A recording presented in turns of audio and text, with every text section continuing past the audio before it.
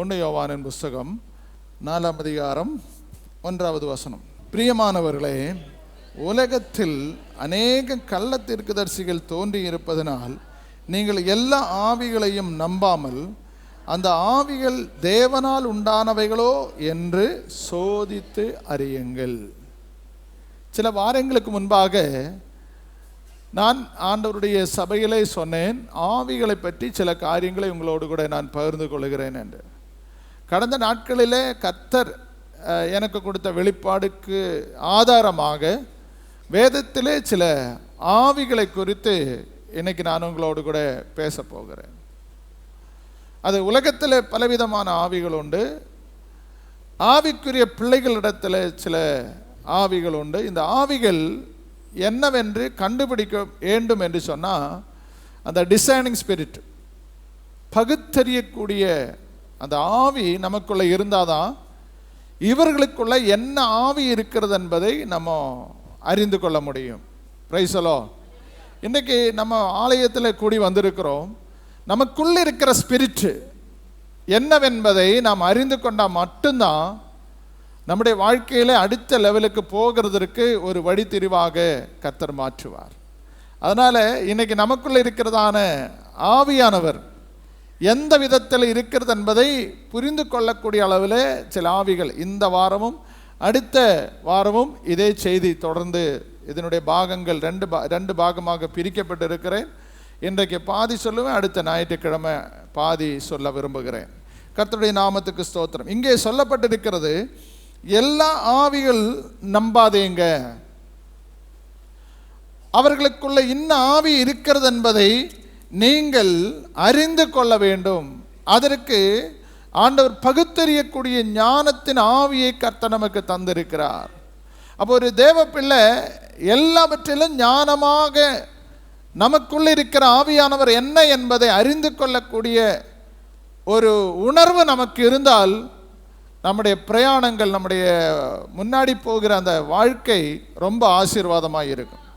இங்கே நீங்கள் படிச்சிங்கன்னா இது டூப்ளிகேட் இருக்குது, ஒரிஜினல் இருக்குது. எல்லாம் உலகத்தில் எல்லாற்றிலும் அப்படி தான் இருக்குது. அநேக டூப்ளிகேட் ஒரிஜினல் இருக்கிறதுக்கு போலவே ஸ்தோத்திரம், ஃபஸ்ட்டு குவாலிட்டி செகண்ட் குவாலிட்டின்னு சொல்லுவாங்க.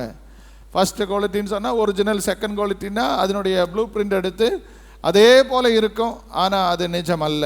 இதே போல் ஆவிக்குரிய பிள்ளைகளை ஆவியானவர் நமக்குள்ளே கிரியை செய்து கொண்டிருக்கிறார். ரட்சிக்கப்பட்ட பிள்ளைகளுக்குள்ளே ஆவியானவர் கிரியை செய்கிறார். அதே நேரத்தில் வேறொரு ஆவியின் நமக்கு வருகிறது, நமக்குள்ளே வருகிறதற்கு வாய்ப்புகள் இருக்கிறது. அப்போது நமக்குள்ளே இருக்கிற ஆவி என்ன ஆவி என்பதை நாம் புரிந்து கொள்ள வேண்டும். பலவிதமான ஆவிகள் வேதத்தில் சொல்லப்பட்டிருக்கிறது. நீங்கள் அதை ஒன்றொன்றாக நான் உங்களோடு கூட பேச விரும்புகிறேன். கர்த்தருடைய வசனம் சொல்லப்பட்டிருக்கிறது பாருங்க. சங்கீதத்தின் புஸ்தகம் 106ஆம் சங்கீதம் அதனுடைய 33வது வசனத்தில் இப்படியாய் நீங்கள் வாசிக்கலாம். அந்த வசனம் இப்படியாய் சொல்லுகிறது, கவனிங்க. அவர்கள் அவன் ஆவியை விசனப்படுத்தினதினாலே, ஆவியை விசனப்படுத்தினதினாலே தன் உதடுகளினால் பதறி பேசினான். போதும். வசனப்படுத்துகிற ஆவி ஒரு தேவ பிள்ளைக்குள்ள வரும்போது என்ன பேச்சு பேசுவாங்களாம்? சத்தமா சொல்லுங்க. பேச்சு மாறி போகும்.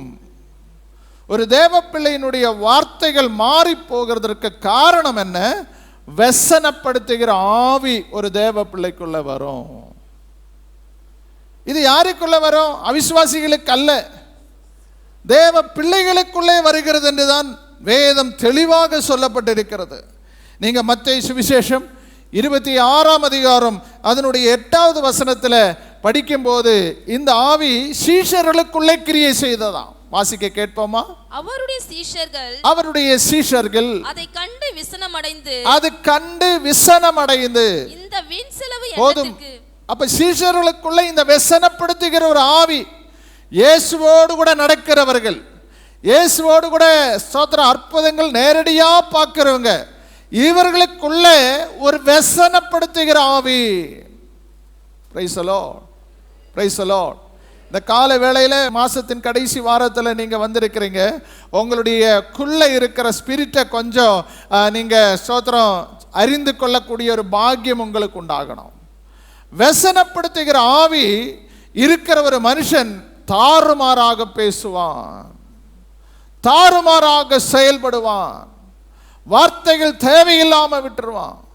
தேவனுடைய சமூகத்தில் அவர் பேசுகிறது என்னவென்றே அவனுக்கு தெரியாது, யாரை பற்றி பேசுகிறோம் என்று தெரியாது, எந்த நிலைமையில அவன் இருக்கிறோம் என்பதை அவனுக்கு தெரியாது. நீங்கள் ஸ்தோத்திரம் ஆண்டவருடைய வசனத்தை நீங்கள் படிக்கும்போது அங்கே சொல்லப்பட்டிருக்கிறது. எசேயாவின் புஸ்தகம் 19ஆம் அதிகாரம் அதனுடைய 14வது வசனத்தில் சொல்லப்பட்டிருக்கிற ஒரு வார்த்தை, அது கிளியரா வருகிறது. 19:14. கர்த்தர் அது நடுவில் தாறுமாறுகளின் ஆவியை வரப்பண்ணினார். அப்ப இந்த வெசனப்படுத்துகிற ஆவி எப்படி போயிருமா? சத்தமா சொல்லுங்க. தாறுமாறா போயிடும், ஸ்டடியா போக மாட்டாங்க. இங்க ஒரு வழியில, இப்படி ஒரு வழியில, கொஞ்ச நாள் அப்படி கொஞ்ச நாள் இப்படி, ஏதோ ஒரு காரியத்தையும் ஒழுங்காது நடக்க. விசுவாசிகளே, இன்னைக்கு நம்முடைய வாழ்க்கையில இந்த வெசனப்படுத்துகிற ஆவி நமக்குள்ள இருந்தா நம்முடைய வார்த்தையிலே தடுமாற்றங்கள் உண்டாகும், நம்முடைய பார்வையிலே தடுமாற்றங்கள் உண்டாகும், நம்முடைய செயல்பாடுகளிலே தடுமாற்றம் உண்டாகும். ஒரு ரட்சிக்கப்பட்ட விசுவாசிகளுடைய உள்ளத்தில் இருந்து இந்த ஆவி விலகி போனா மட்டும்தான் அவனை கர்த்தர் ஸ்டடியாக நடத்துவார். ஹல்லேலூயா, ஹல்லேலூயா. அந்த வெசனப்படுத்துகிற ஆவி ஒரு மனுஷனுக்குள்ள இருக்கும்போது அவனுடைய வாழ்க்கையில பதற்றங்களும் தாறுமாறான அனுபவங்களும் வேத வசனத்தில் நீங்க படித்தீர்களானால், ஆண்டவருடைய வசனம் சொல்லப்பட்டிருக்கிறது, கர்த்தருக்கே வசனம் உண்டாயிருச்சான். என்ன வசனம்? மனுஷனை சிருஷ்டித்ததினாலே கர்த்தர் வசனப்பட்டார். ஆதியாகமம் 6:6 சொல்லப்பட்டிருக்கிறது. அந்த வார்த்தை இப்படியாய் சொல்லுகிறது, கவனிங்க. தாம் பூமியிலே மனுஷனை உண்டாக்கினபடியினால் கர்த்தர் மனஸ்தாபப்பட்டார். அது அவர் இருதயத்துக்கு விசனமாய் இருந்தது.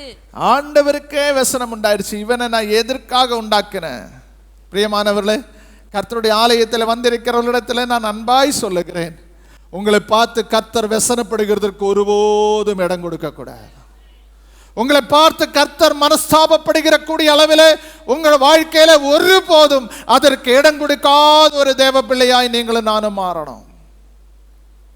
இவர்களை நான் ஏன் படைத்தேன் என்று கர்த்தர் என்ன செய்கிறார்? சத்தமா சொல்லுங்க. அவர்களை குறித்து அவர் வேதனைப்படுகிறார்.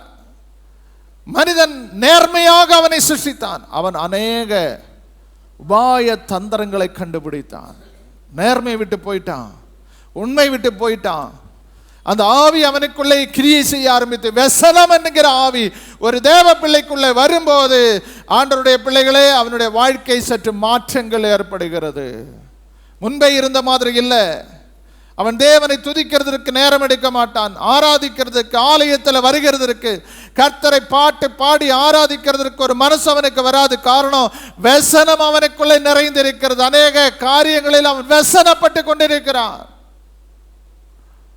பலவிதமான காரியங்களிலே அவன் போராட்டத்தில் இருக்கிறான். நீங்கள் நன்றாய் கவனித்து பாருங்கள். ரூத்தின் புஸ்தகம் ஸ்தோத்திரம் 1ஆம் அதிகாரம் அதனுடைய 13வது வசனத்தில் இப்படியாய் சொல்லுகிறது, கவனிக்க கேளுங்கள்.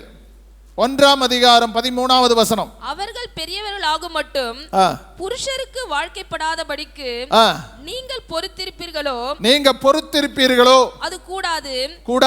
என் மக்களே, கர்த்தருடைய கை எனக்கு விரோதமாய் இருக்கிறதினால் உங்கள் நிமித்தம் எனக்கு மிகுந்த விசனம் இருக்கிறது. எனக்கு மிகுந்த ரூத் ஓர்பாளை பார்த்து நவோமி சொல்றாரு, உங்கள் நிமித்தம் எனக்கு என்ன இருக்கிறது?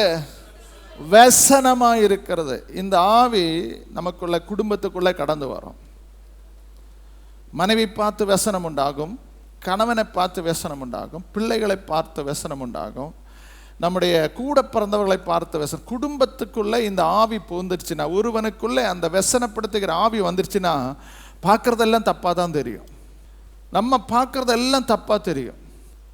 செஞ்ச தப்பு நவோமி தான். ஆனால் இப்போ யார் மேலே பழி போடுறாங்க? ரூத்தும் ஓர்பாலும் இது ஒன்றும் ஒரு தப்பும் செய்யலை. ஆனால் இப்போ வெசனப்படுத்தி அவள் சொல்லுகிறது, எனக்கு வெசனமாக இருக்கிறது காரணம் நீங்கள் தான். மற்றவர்கள் மேலே பழி போடுகிற ஒரு ஆவி தான் இந்த வெசனப்படுத்துகிற ஆவி. ரைசலோ, அவங்க செஞ்ச தப்பை அப்படியே மறைச்சிருவாங்க. அவங்க செஞ்சது தப்புன்னு அவங்க உணரவும் மாட்டாங்க. ஆனால் அவங்க செஞ்சதை மற்றவங்க மேலே பழி போட்டுருவாங்க.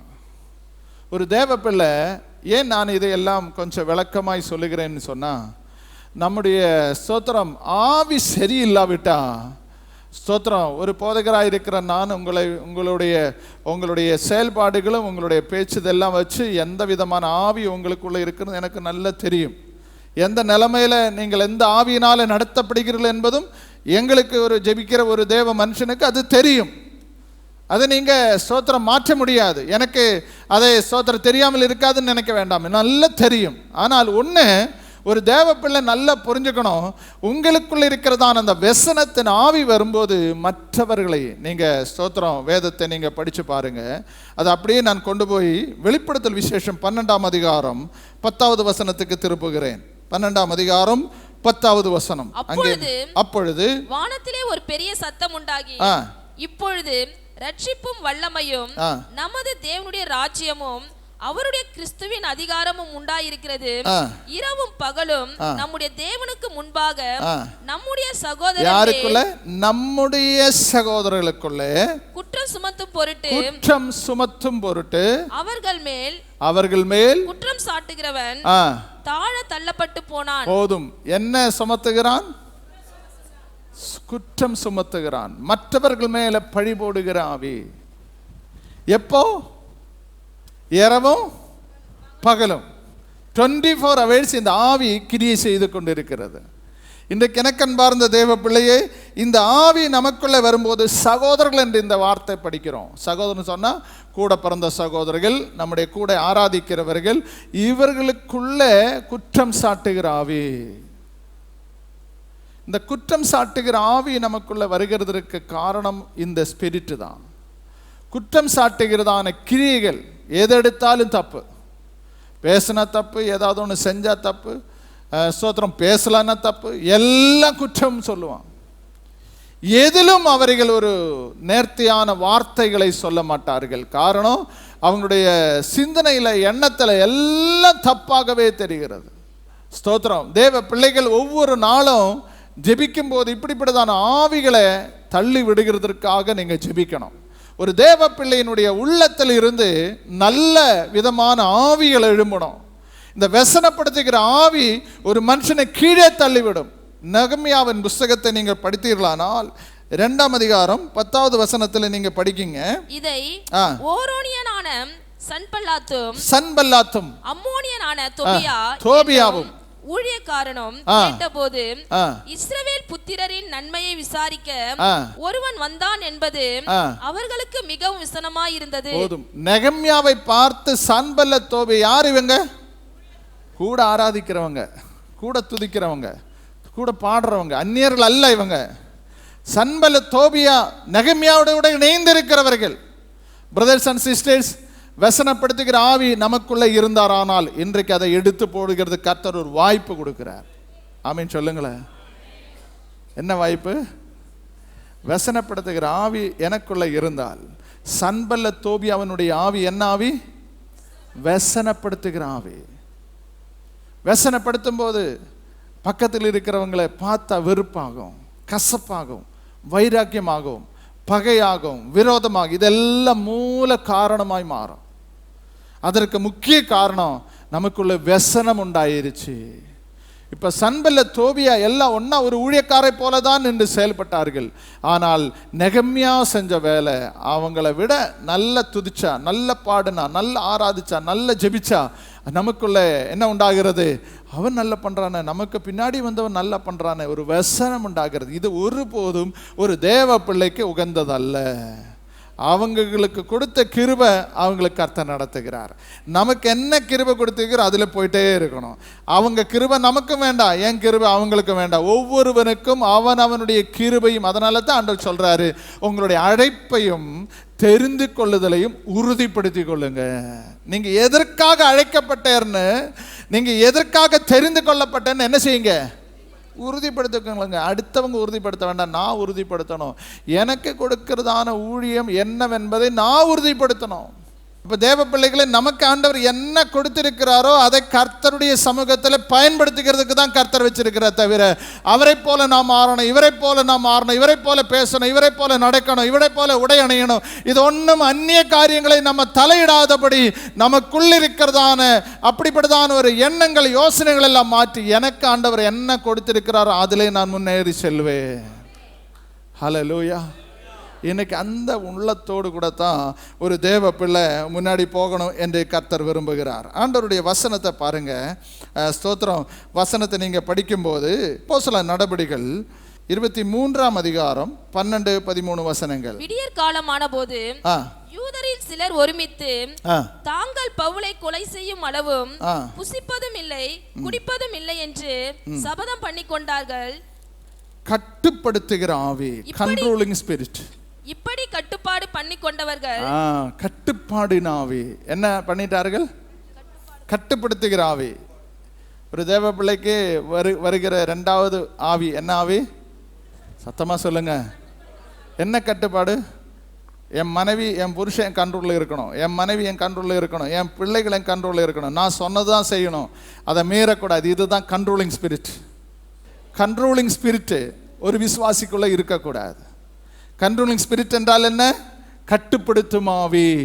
நீ அங்கே போகக்கூடாது, நீ அதை செய்யக்கூடாது, நீ இதை சாப்பிடக்கூடாது, எல்லாவற்றிலும் ஒரு கட்டுப்பாடு கொண்டு வருகிற ஒரு ஆவி. இது ஒரு வழியில் ஆவியானுடைய கண்ட்ரோலில் போய் அவர் கட்டுப்படுத்தினா பரவாயில்லை. நமக்குள்ள இருக்கிற ஆவி நம்மளை கட்டுப்படுத்தும் போது, மற்றவர்களை கட்டுப்படுத்த நினைக்கும் போது தான் நமக்கு பிரச்சனை வருகிறது. அல்லேலூயா. இந்த கட்டுப்படுத்துகிற ஆவி, கண்ட்ரோலிங் ஸ்பிரிட்னு சொன்னால் அது ஒருத்தர் அடக்கி வச்சிருக்கிறது. இன்னும் சொல்லப்போனால் அதற்கு வேற ஒரு பேர் இருக்கிறது. நீங்கள் வாசித்து பார்த்தீங்கன்னா ரோமர் எழுதின நிருபம் 8ஆம் அதிகாரம் 15வது வசனத்தில் அப்படி அது அந்த ஆவியினுடைய இன்னொரு ரூபம் என்னவென்று சொன்னால், அந்தபடி திரும்பவும் பயப்படுகிறதற்கு நீங்கள் அடிமைத்தனத்தின் ஆவியை பெறாமல். அடிமைத்தனத்தின் ஆவி இது கண்ட்ரோலிங் ஸ்பிரிட்டினுடைய இன்னொரு வகை, இன்னொரு ரகம். என்ன ஆவி? அடிமைத்தனத்தினுடைய ஆவி. அடிமையா வச்சிருப்பாங்க, எல்லாரும் அடிமை, நான் தான் அப்படின்னு ஒரு உணர்வு. ஒரு பாஸ்டருக்கோ ஒரு விசுவாசிக்கோ அந்த உணர்வு வந்துருச்சுன்னா அவனுக்குள்ள வேண்டாத ஆவி கிரியை செய்துன்னு அர்த்தம். Controlling spirit. இப்போ ஒரு கம்பெனியில் ஒரு மேனேஜர் ஒரு டைரக்டர் கண்ட்ரோல் பண்ணுறதுக்கு வச்சுருக்கிறாங்க. என்ன?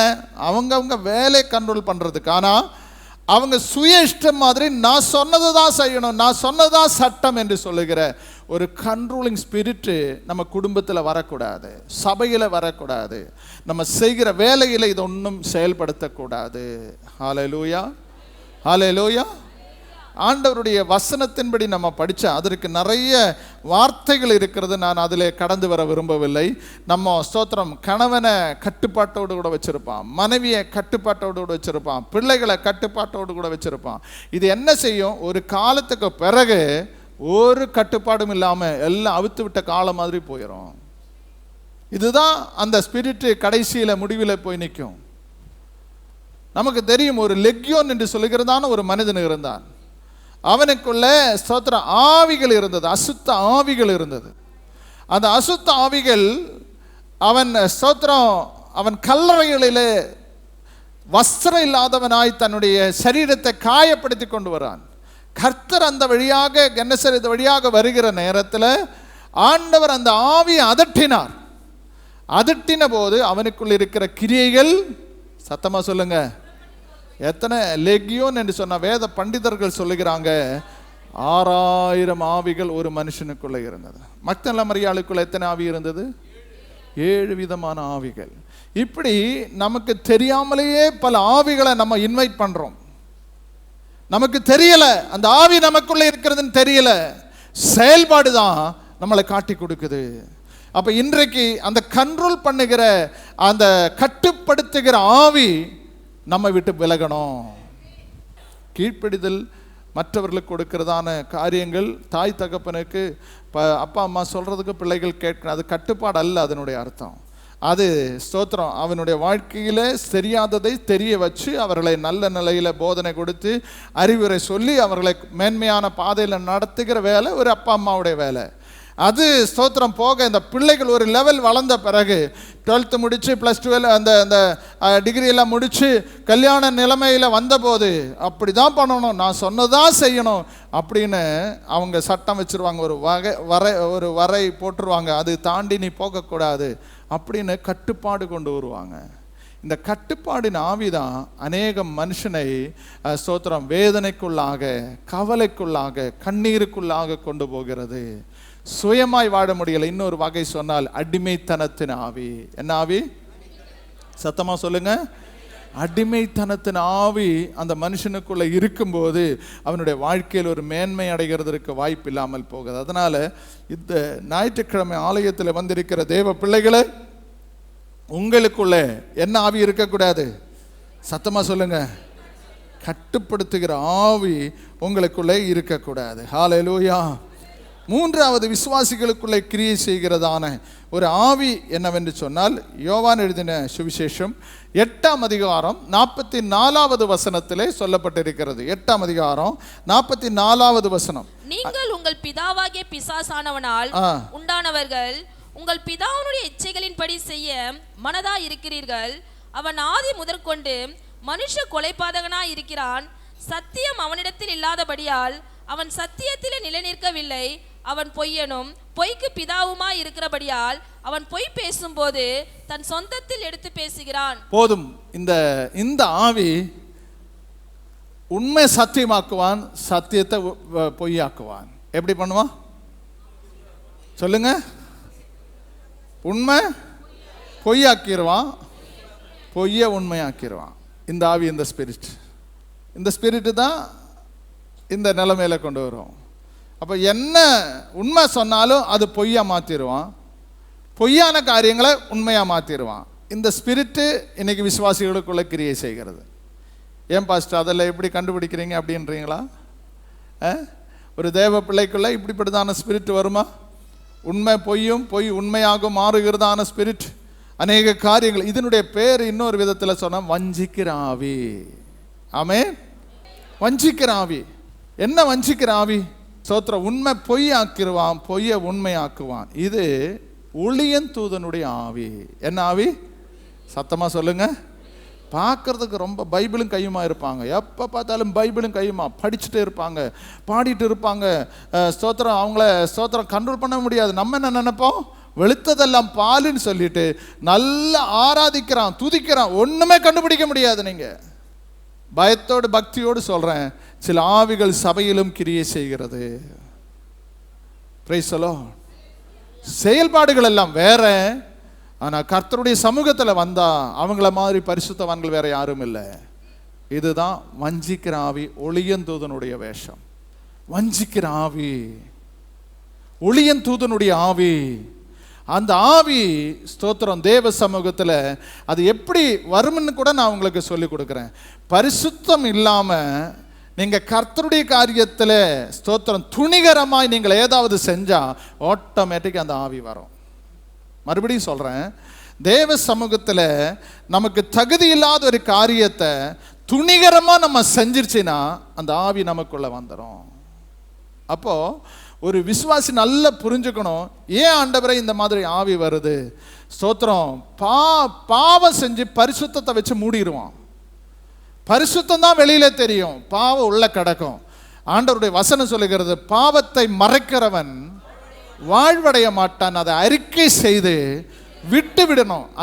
அந்த அறிக்கை செய்கிறதற்கு மனமே வராது. பாவம் செஞ்சுட்டே இருப்பான், பாட்டு பாடிட்டே இருப்பான், பாவம் செஞ்சுட்டே இருப்பான், பரிசுத்த வாழ்க்கை மாதிரி வெள்ளை ட்ரெஸ் போட்டுட்டே இருப்பான். எல்லாம் ஆட்டோமேட்டிக்காக நடந்துட்டு இருக்கும். இப்படிப்பட்டதான வஞ்சிக்கிற ஆவிகள் உங்களுக்குள்ள இருந்தால் அதை இனம் கண்டு துரத்துறதுக்கு தான் கர்த்தர் சொல்லுகிறார். அல்லேலூயா. 1 தீமோத்தேயுவின் புத்தகம் 4ஆம் அதிகாரம் 1வது வசனம். ஆகிலும் ஆவியானவர் வெளிப்படையாய் சொல்லுகிறபடி பிற்காலங்களிலே மனசாட்சியின் சூடுண்டாக பொய்யருடைய மாயத்தினாலே சிலர் வஞ்சிக்கிற ஆவிகளுக்கும் பிசாசின் உபதேசங்களுக்கும் செவி கொடுத்து விசுவாசத்தை விட்டு விலகி போவார்கள். என்ன செய்வாங்க? இந்த வஞ்சிக்கிற ஆவி அவர்களுக்குள்ள இருந்தா என்ன இருக்காது? சத்தமா சொல்லுங்க. ஆண்டவர் மேல விசுவாசமே இருக்காது. ஆனா விசுவாசம் இருக்கிற மாதிரி அவன் நடப்பான், விசுவாசம் இருக்கிற மாதிரி செயல்படுவான். பைபிள் அவருங்க கிட்ட இருக்கும், நல்ல பாடுற மாதிரி தெரியும், எல்லாம் டூப்ளிகேட்டா இருக்கும். ஒன்னும் உத்தமமா ஒன்னும் உண்மையா இருக்காது, எல்லாம் பொலி வேஷமா இருக்கும். ஆண்டவர் இந்த கால வேளையில் என்ன விரும்புகிறார்? நம்முடைய அந்த வஞ்சிக்கிற ஆவிகள் நம்மை தொடாதபடி, நம்ம குடும்பத்தை தொடாதபடி எச்சரிக்கையாக இருக்கணும். ஒரு வஞ்சிக்கிற ஆவி ஒரு மனுஷனுக்குள்ள வரும்போது இன்னொரு காரியத்தை அங்கே சொல்லப்பட்டிருக்கிறது. ஸ்தோத்திரம். 1 யோவானின் புஸ்தகம் 4ஆம் அதிகாரம் 6வது வசனம். 1 யோவான் 4:6 அந்த வசனம் என்ன சொல்லுகிறது? நாங்கள் தேவனால் உண்டானவர்கள், தேவனை அறிந்தவன் எங்களுக்கு செவி கொடுக்கிறான், எங்களுக்கு செவி கொடுக்கிறான். தேவனால் உண்டாயிராதவன் எங்களுக்கு செவி கொடுக்கிறது, எங்களுக்கு செவி கொடுக்கிறது இல்ல. இதனாலே சத்திய ஆவி இன்னதென்றும் வஞ்சக ஆவி இன்னதென்றும் அறிந்திருக்கு. எப்ப அறிந்து கொள்ள முடியும் சொல்லுங்க? எப்ப நம்ம வஞ்சிக்கிற ஆவி அறிந்து கொள்ள முடியும்? சத்திய ஆவி நமக்குள்ள வரும்போதுதான் அந்த வஞ்சிக்கிற ஆவி என்னவென்று நமக்கு புரியும். ஆமீன் சொல்லுங்க. ஒரு தேவ பிள்ளை இதிலிருந்து எப்படி வெளியே வரும்? வஞ்சிக்கிற ஆவி எப்ப நம்மை விட்டு, ஸ்தோத்திரம், ஒரு மனிதனை விட்டு போகும்? ஆண்டவருடைய வசனம் சொல்லுகிறது சத்திய ஆவி. அது என்னது? பரிசுத்த ஆவியானவர். பரிசுத்த ஆவியானவர் எங்க வருவார்? பரிசுத்தம் உள்ள இடத்துல தான் வருவார். பரிசுத்தம் இல்லாமல் யாரும், சத்தமா சொல்லுங்களேன். நீங்க ஞாயிற்றுக்கிழமை வந்திருக்கிறீங்க, ஆராதிக்க வந்திருக்கிறீங்க. நம்முடைய உடல் மட்டுமல்ல பரிசுத்தம் வெல்ல, நம்முடைய ஜீவியமும் பரிசுத்தமாக இருக்கணும். நம்முடைய உள்ளான பேச்சு பரிசுத்தமாக இருக்கணும். நம்முடைய எண்ணங்கள் யோசனைகள் பரிசுத்தமாக இருக்கணும். இதை வச்சுதான் கர்த்தர் நம்மை பலப்படுத்தி கொண்டு வருகிறார். அப்ப என்ன நம்முடைய ஸ்தோத்திரம், தேவனுடைய வசனம் சொல்லுகிறது, வசனத்தை கேட்க கூடாதபடிய ஜெபமும் எப்படி இருக்கான்? அருவருப்பாக இருக்கிறது. வசனத்தை கேட்காம நம்ம ஜெபம் பண்ணால் அந்த ஜெபமே கேட்கல. அப்போ நீங்க நினைச்சு பாருங்க, அந்த ஆவிகள் நமக்குள்ள இருந்தா என்ன கிரியை செய்யும்? ஒரு தேவ பிள்ளையினுடைய வாழ்க்கையில தேவன் விரும்புகிற காரியம் என்ன? இந்த வஞ்சிக்கிற ஆவிகளை இனங்கண்டு துரத்துறதுக்கு தான் கர்த்தர் பரிசுத்த ஆவியானவரை கொடுத்திருக்கிறார். அதனால தான் எதுக்கு முக்கியத்துவம் கொடுக்கணும்? ஆய் திறந்து சொல்லுங்க. நல்ல பாடணும், நல்ல துதிக்கணும், கை தட்டுங்க, ஆராதிங்க, அந்நிய பாஷை பேசுங்க. பேச பேச பேச தேவையில்லாத வார்த்தைகள் உங்க வாயிலிருந்து வராது. அந்நிய பாஷை பேசுகிறவருடைய வாயிலிருந்து எப்படி அசுத்த வார்த்தைகள் வரும்? பரிசுத்த ஆவியானவர் கண்ட்ரோல் பண்ணுகிற ஒரு மனுஷனுடைய நாவிலிருந்து அந்நிய கிரியைகள் நமக்குள்ளே வரவே வராது. காரணம், ஆண்டவருடைய தேவனுடைய ஆவியானவர் என்ன கொடுத்தாலும் கர்த்தர் அதுக்கு சகிப்பு தன்மை கொடுத்திருக்கிறார். ஒரு தேவ பிள்ளைக்கு இருக்கிற சகிப்பு தன்மை விட வேற இந்த உலகத்தில் ஒருத்தனுக்குமே கிடையாது. அல்லேலூயா. உலகத்தானுக்கு இருக்கிற ஒரு சகிப்பு தன்மை இன்னைக்கு யாருக்கு இல்லை? சத்தமா சொல்லுங்க. ஒரு சின்ன பிரச்சனை வந்தா சகிக்க முடியல, தாங்க முடியல, ஏட்டிக்கு போட்டியா நம்ம மாறுறோம். என்ன? அந்த சாந்த குணம் நமக்குள்ள இல்லை. இன்னைக்கு கர்த்தருடைய பிள்ளைகளை இந்த வஞ்சிக்கிற ஆவிகள் போகும்போது நமக்குள்ள என்ன ஆவி வரும்? சத்தியாவியாகிய தேற்றரவாளன். ஹல்லேலூயா. எத்தனை பேருக்குள்ள இந்த அந்த தேற்றரவாளன் ஆவியானவர் இருக்கிறார் நம்புறீங்க? ஃபீல் பண்றீங்களா? நல்ல ஒரு ஆவி உங்களுக்குள்ள இருக்கிறத நீங்க ஃபீல் பண்றீங்களா? தேவனுடைய வசனம் சொல்லுகிறது. ஓகே, அடுத்தது எசேயாவின் புஸ்தகம் 29ஆம் அதிகாரம் 10வது வசனம். கர்த்தர் உங்கள் மேல் கனநித்திரையின் ஆவியை வரப்பண்ணி. யாருக்குள்ள? ரட்சிக்கப்பட்ட தேவன் உங்களுக்குள்ள, ரட்சிக்கப்பட்ட தேவ பிள்ளைகளுக்குள்ள என்ன ஆவி? அது என்ன ஆவி? நான் இங்கிருந்தே பார்க்குறேன். காலையில் நீங்கள் ஆராதிக்க வந்திருக்கிறீங்க, சிலவங்களுடைய கழுத்து இப்படியே போகுது. அப்போ இல்லை, இப்போ என்ன ஆவி? வசனத்தை கேட்காதபடி அவர்களுடைய காதுகளை என்ன பண்ணுகிறார்கள்? மந்தமாக்குகிறார்கள், கண்களை குருடாக்குகிறார்கள். இன்னைக்கு கர்த்தருடைய ஆவியானவர் சொல்றாரு, இந்த நாளிலே விசுவாசிகளாக இருக்கிற நீங்க ஆலயத்தில் வந்த ஒரு போட்டு தூக்கத்தை நீங்க செயல்படுத்தக்கூடாது. அந்த கன நித்ரையின் ஆவி. ஹல்லேலூயா, ஹல்லேலூயா. இன்னைக்கு கர்த்தர் சொல்லுகிறார், உங்க வாழ்க்கையில் இருக்கிறதான இப்படிப்பட்டதான கன நித்ரையின் ஆவிகளை ஆண்டவராகிய தேவன் இந்த நாளிலே நீக்கி போட விரும்புகிறார். தூக்கம், எப்ப பார்த்தாலும் தூக்கம். எந்த நேரம் பார்த்தாலும் தூக்கம். எங்கே இருக்கிறார்? தூங்கிட்டு இருக்கிறோம். நைட்டு தூக்கம், காலையில் தூக்கம், மத்தியானம் தூக்கம், இரவில் தூக்கம், எல்லாம் தூக்கம். இந்த தூக்கத்தை நீங்கள் ஸ்தோத்திரம், பைபிள் சொல்லுது, நீதிமொழிக்கு தெளிவாக சொல்கிறான், நீ தூக்கத்தை விரும்பினா என்ன ஆயிடுவா? பஞ்சம் பட்டினி ஆயிரும். தூக்கம் நல்லது தான். 24 மணி நேரம் 3ஆ பிரிச்சிடணும். 24x3 அப்படின்னு சொல்லுவாங்க. 8 மணி நேரம். 8 மணி நேரம் என்ன? அது பாஸ்டர்களுக்கு நாங்கள் சொல்லிக் கொடுக்கறது. 8 மணி நேரம் ஊழியம், 8 மணி நேரம் வீட்டை கவனிக்கணும், 8 மணி நேரம் தூங்கணும். இதுதான் எங்களுடைய ஷெட்யூல். பாஸ்டராக இருக்கிறவங்க என்ன செய்யணும் சொல்லுங்க? 8 மணி நேரம் ஊழியன்னு சொன்னால் 8 மணி நேரம் சுற்றிட்டு இருக்கிறதில்ல. ஜபம், வேதம் வாசிப்பு, இதெல்லாம் இதில் அடங்கும். மற்றவங்களிடத்தில் பேசுறது, மற்ற விசுவாசிகளை ஸ்தோத்திரம் கண்டக்ட் பண்ணுறது, இதெல்லாம் இந்த 8 மணி நேரத்தில். மீதி 8 மணி நேரம் சொல்லுங்க, குடும்ப காரியங்களுக்கு, குடும்பத்தை நல்லா கவனிக்கணும். மீதி 8 மணி நேரம் சொல்லுங்க. இதை நீங்கள் சரியாக ஆர்டரை பண்ணி பாருங்கள், சரியாக இருக்கும் உங்கள் வாழ்க்கை. ஹல்லேலூயா. இப்போ நீங்கள் ஸ்தோத்திரம் 8 மணி நேரம் நாங்கள் ஊழியன்னு சொல்லும்போது நீங்கள் அதை என்னவா மாற்றணும்? வேலையாக மாற்றணும். 8 மணி நேரம் வேலை, 8 மணி நேரம் தூக்கம், குடும்பத்தோடு கூட கவனிக்கணும். வீட்டில் வர்றதே கஷ்டப்படுறாங்க. வேலை முடித்து வீட்டுக்கு வர்றது, ட்ரெயின் வந்தால் கூட வரதில்லை, அடுத்த ட்ரெயின் போகலான்னு சொல்லி உட்கார்ந்து இருக்கிறது. வீட்டில் வந்தால் நிறைய தொல்லை இருக்குது பிரதர் சிஸ்டர், அதனால் அடுத்த ட்ரெயின் போகலான்னு சொல்லிட்டு சில விசுவாசி இருக்காங்க, எப்போ ஃபாஸ்ட் ட்ரெயின் கிடைக்குன்னு ஓடி வந்துடுவாங்க. அது நல்ல விசுவாசிகள். நல்ல விசுவாசிகள் என்ன செய்வாங்க? ஃபாஸ்ட் ட்ரெயின் 710 ஒன்று இருக்குது, தெரியுமா உங்களுக்கு? வேலை முடித்த உடனே அது சென்னை விட்டால் தென்னூறு தான் நிற்கும். அதில் வர்ற விசுவாசிகள் எப்போ வீட்டில் போய் சேரலாம். அப்போ குடும்பத்தோடு கூட ஒரு அட்டாச்மெண்ட், குடும்பத்தோடு கூட ஒரு நல்ல உறவு உங்களுக்கு இருக்கா? வீட்டில் போனால் தொல்லை பாஸ்டர், வேலையில் இருக்கிறத பெரிய விஷயன்றீங்களா? நச்சுட்டே இருக்கு. என்ன சொல்லுவாங்களே, என்னவோ நச்சரிப்பே பண்ணிட்டு இருக்கிறாங்க, வீட்டுக்கு வரதே பிடிக்கல அப்படின்னு உங்கள் கணவர் உங்களை பார்த்து சொல்லக்கூடாது, மற்றவங்களை பார்த்து சொல்லக்கூடாது. என் குடும்பம் ஒரு ஆசீர்வதிக்கப்பட்ட குடும்பம். இந்த 2024 உங்கள் குடும்பம் ஒரு நல்ல குடும்பம் கர்த்தர் எனக்கு கொடுத்துருக்கிறார். சாட்சி சொல்கிறீங்களா? எங்கள் மனைவி நல்ல மனைவி, என் கணவர் நல்ல கணவர், என் பிள்ளைகள் நல்ல பிள்ளைகள் அப்படின்னு ஒரு சாட்சியாக நீங்கள் நிற்கணும். அதற்கு ஒரு 8 மணி நேரம் உங்கள் மனைவி பிள்ளைகளோடு கூட என்ன செய்யணும்? ஸ்தோத்திரம், பிரைஸலோ பிரைஸலோ. அப்போது ஸ்தோத்திரம், இந்த நாளிலே கர்த்தர் என்ன விரும்புகிறார்? குடும்பத்தோடு கூட நல்ல அட்டாச்மெண்ட் உண்டாகணும் விசுவாசிகள். இந்த ஆவி ஸ்தோத்திரம், கனநித்ரையின் ஆவி வரும்போது ஸ்தோத்திரம் யாரிடத்திலும் பேசுறதுக்கு விருப்பப்பட மாட்டாங்க, ஒருத்தர்கிட்டையும் பேச மாட்டாங்க. ரூம் போட்டு கதவை அடைச்சி தூங்கினா, கோர்ட்டை விட்டு தூங்கினா, அப்படி தண்ணி ஊற்றினாலும் எந்திரிக்க மாட்டாங்க. அந்த அளவுக்கு அவங்களுடைய நித்திரை ஆவி அவனை கட்டுப்படுத்திட்டு இருக்கிறது. அவனை அந்த கன நித்திரையின் ஆவி அவனை கட்டுப்படுத்துகிறது. எப்போதும் புரிந்துக்கணும், கர்த்தருடைய சமூகத்தில் வந்திருக்கிற விசுவாசிகளை, எந்த ஸ்தோத்திரம் ஒரு தேவ பிள்ளை இந்த ஆவினால் பிடிக்கப்பட்டாங்களோ அவங்க ஸ்தோத்திரம் சோம்பேறிகள் மட்டுமல்ல, அந்த வீடு போய் பார்த்தானா தரித்திரமாக இருக்கும், சாப்பாட்டுக்கு கஞ்சி தண்ணிக்கு கஷ்டப்படுவாங்க. காரணம், எந்த ஸ்தோத்திரம் ஒரு வேலை செய்கிறதுக்கு அவங்களுக்கு மனசு இல்லை, அவங்களுக்கு தூக்கம்தான் விருப்பம்.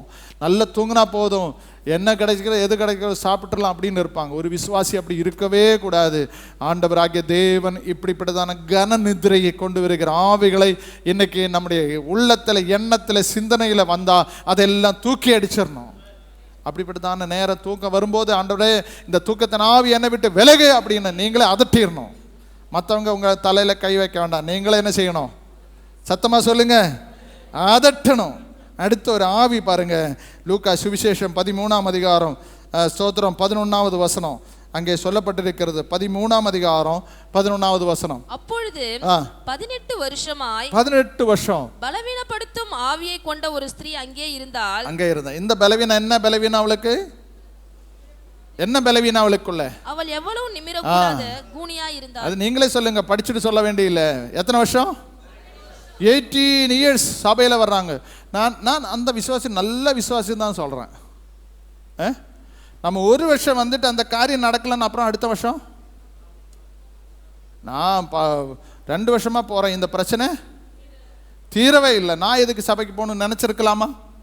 ஆனால் 18 வருஷம் இதுக்கு சுகமே ஆகலை, ஆனால் கூட சர்ச்சுக்கு வருது. ஆமீன் சொல்ல மாட்டீங்களா? 18 வருஷம் ஒரு சேஞ்சும் இல்லை, ஆனால் ஆலயத்துக்கு வருது. அப்போ எப்போ அற்புதம் நடக்கும்னு அவளுக்கு ஒரு ஏக்கம் இருந்தது, ஒரு நம்பிக்கை இருந்தது. என்னைக்காவது ஒரு நாள் என் வாழ்க்கையில் ஒரு அற்புதம் நடக்க போகுது. ஹல்லேலூயா, ஹல்லேலூயா. இன்னைக்கு கர்த்தருடைய சமூகத்தில் வந்திருக்கிற தேவ பிள்ளையே, ஆண்டவர் இன்றைக்கு சொல்றார், பலவீனப்படுத்துகிற ஆவி. எத்தனை வருஷம்? எத்தனை வருஷம்? சத்தமா சொல்லுங்க. 18 வருஷம் பலவீனமாக இருக்கிற ஆவி இன்னைக்கு கர்த்தருடைய ஆலயத்தில் வந்திருக்கிறவங்களுக்குள்ளே நுழைகிற இருக்குன்னு நினைக்கிற அந்த ஆவியை கர்த்தரிடத்தில் சுகப்படுத்தணும்.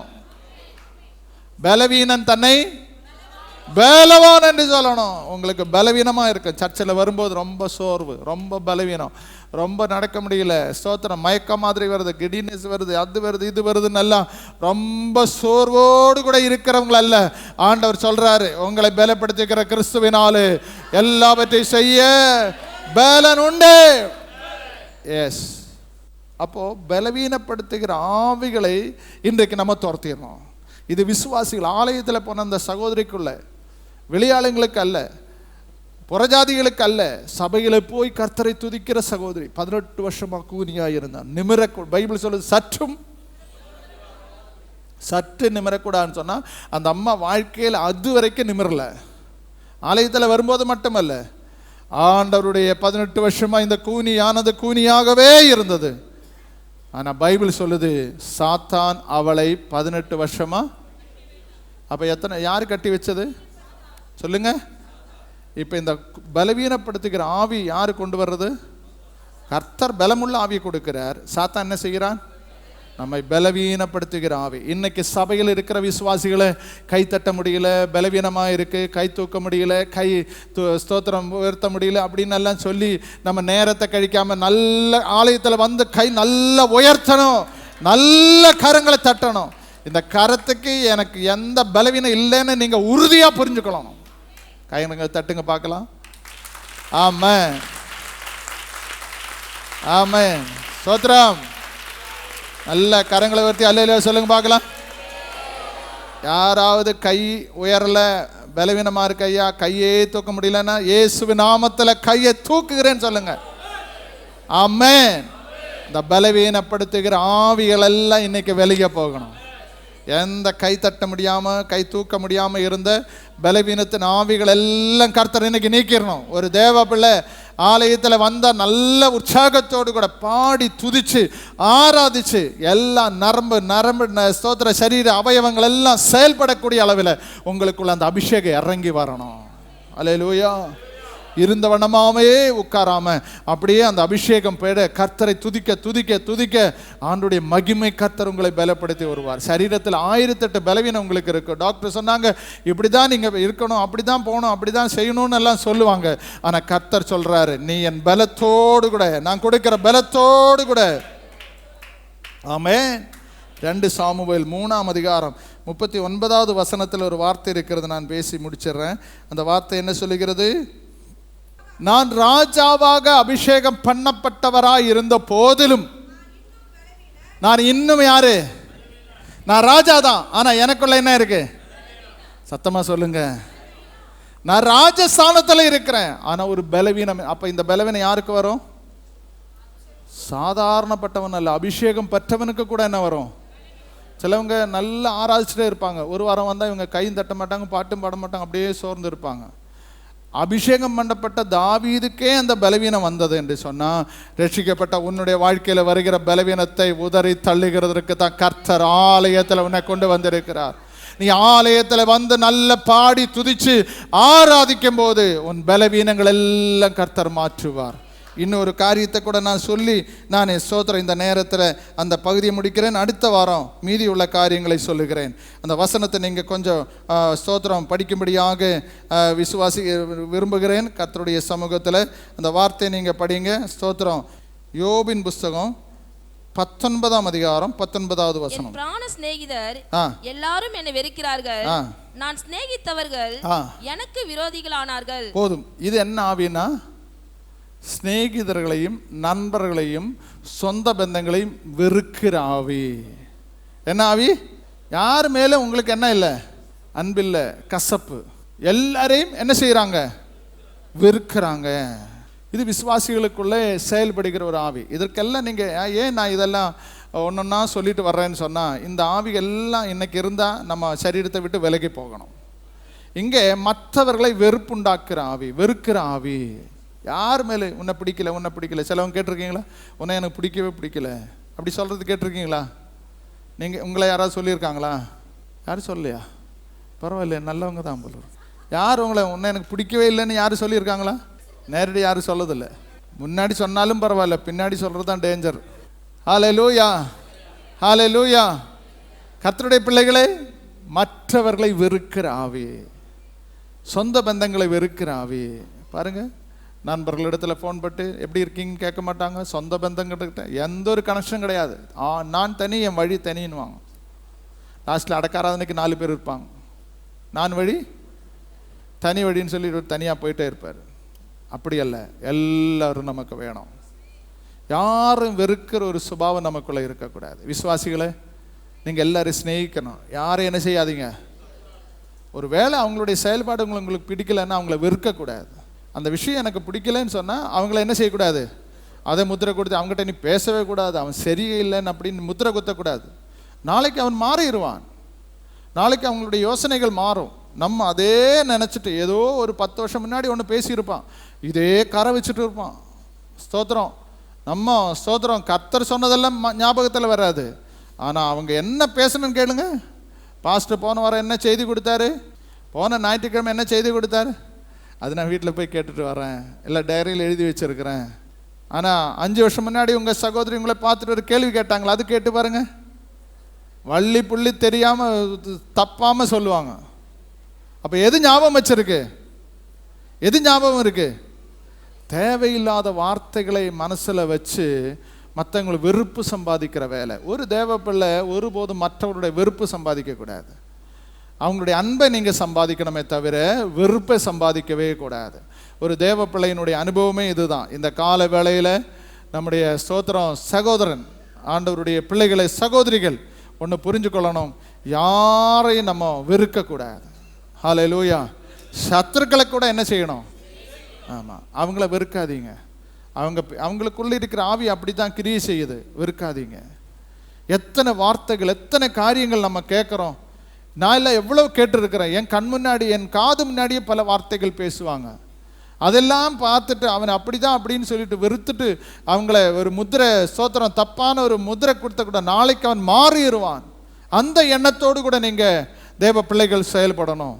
அவன் உருப்படவே மாட்டான். சிலவங்க பார்த்து, பிள்ளைங்களை பார்த்து, நீ உருப்படவே மாட்டேன், நீ சரியாகவே மாட்டேன், அப்பா அம்மா சொல்கிறது. அவன் நாளைக்கு நல்லாவான் என்று நம்பிக்கையோடு கூட அவனை சொல்லணும். இப்படி நீங்கள் வெறுக்கிறன்னா, குடும்பத்தில் ஒரு வெறுப்பு உண்டாயிருச்சுன்னா யாரும் உங்களை உங்களை சிநேகிக்க மாட்டாங்க, யாரும் உங்களை நேசிக்க மாட்டாங்க, யாரும் உங்களுக்கு ஆதரவாக இருக்க மாட்டாங்க. போனதே மேலுன்னுவாங்க. என்ன காரணம்? எல்லார் மேலும் வெறுப்பு காட்டுறது. பிரதர்ஸ் சிஸ்டர்ஸ், இந்த வெறுப்பு தன்மை இந்த நாளில் நம்முடைய மனசுலேருந்து எடுத்து போட்டுருங்க. யாரையும் வெறுக்காதீங்க. எல்லாரும் நமக்கு பிடிக்கலையா ஒதுங்கிடணும். அவங்கள பற்றி தேவையில்லாத பேசி, அப்படி பண்ணாங்க, இப்படி பண்ணாங்க, 10 வருஷம் முன்னாடி நடந்த கதையெல்லாம் எடுத்து இப்போ போட்டு அப்படி பண்ணாங்க, இதெல்லாம் நம்ம பேசி பேசி நம்முடைய கசப்பு கொண்டு வந்து, வைராக்கியம் கொண்டு வந்து, பகை கொண்டு வந்து, அது ரொம்ப ஸ்தோத்திரம் மோசமான விளைவில் நம்மை கொண்டு போகும். நமக்கு தெரியும், ஸ்தோத்திரம், நல்லா ஆராதிச்சவங்க தான் காயன் ஆபேலும். ஒன்றுமே இல்லை, 2 பேருக்கு எந்த சண்டை சச்சரவு இல்லை. ஆனால் என்ன ஆவி இந்த காயனுக்குள்ளே வந்துடுச்சு? எரிச்சலின் ஆவி. என்ன ஆவி? என்ன காரணம்? ஆராதனை சரியில்லை, அவன் மேலே எரிச்சல் உண்டாயிடுச்சு. எரிச்சல் என்ன ஆயிடுச்சு? கடைசியில் அவனை சாவடிக்கிறதுக்கு கூட அந்த ஆவி செயல்பட்டது. இன்றைக்கு எனக்கு பிள்ளைகளே, ஒருபோது இப்படிப்பட்டதான் ஆவிகள் நமக்குள்ள இடம் கொடுக்க கூடாது. நமக்குள்ள அந்த இடம் வச்சிருக்க கூடாது. கர்த்தருடைய பிள்ளைகள் ஒருபோது அந்த கசப்பின் ஆவி நமக்குள்ள இருக்கக்கூடாது.